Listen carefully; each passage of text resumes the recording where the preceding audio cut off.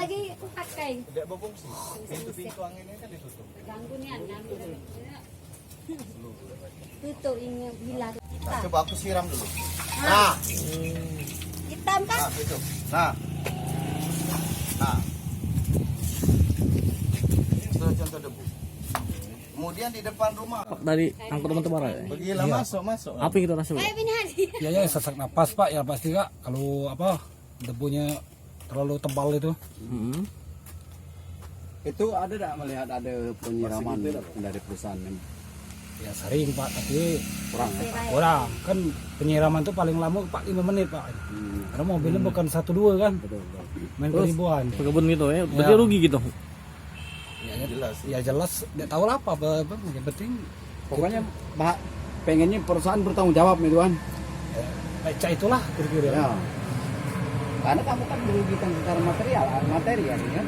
Yang penting kan kita ini tidak nyangka rumah ini ngadep ke jalan Sirpu. Kita kan ngadep ke jalan umum kan, jalan pemerintah itu kan. Ini lebih kurang aku posting di Facebook itu tertanggal 7 Juli 2018. Kemudian sampai saat ini belum ada tindak lanjut. Dari tindak lanjut itu kemarin tertanggal 7 Juli. 7 Juli aku sampaikan ke pihak Humas Serpu namanya Pak Dwi. Itu tinggalnya di Desa Raja. Aku sampaikan laporanku ini untuk ditindaklanjuti. Kemudian kemarin tertanggal 9 itu di kolam, itu ada kolam penampungan ikan kita, ikan kita di situ kan banyak yang mati. Nanti kan ada yang videonya juga. Berarti Kan air sumur juga Pak ya? air sumur juga kita. Tidak bisa dipakai air sumur apa? Untuk sumur ini kan bisa dipakai, namun debu-debu itu berterbangan melalui atap. Kemudian ada hujan, itu tanggal 9 tadi ada hujan itu ngalir ke situ. Jadi dari atap kita itu seluruh debu daripada Serpu ini masuk ke kolam kita. Akhirnya menumpuk debu itu, terkontaminasi lah.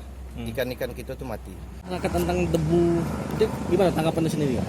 Tentu saja kami dari masyarakat Lematang menganggap ini sangat berpengaruh kepada masyarakat. Karena jujur saja saya tahu persis pada saat pengenalan AMDAL jalan lintas Serpu ini, tentu saja dampak-dampak terhadap masyarakat, salah satunya debu dan lain semua, itu adalah hal yang sangat penting. Jadi dengan kejadian seperti ini, masyarakat yang ada di sekitar ini, mereka ini kan tanah mereka punya sertifikat dan lain sebagainya. Bukan berarti setelah adanya jalan Serpu mereka membangun rumah, bukan. Dan ini konteksnya ini adalah desa, mereka lewati, mereka harus komitmen bagaimana terhadap masyarakat yang ada di sekitarnya.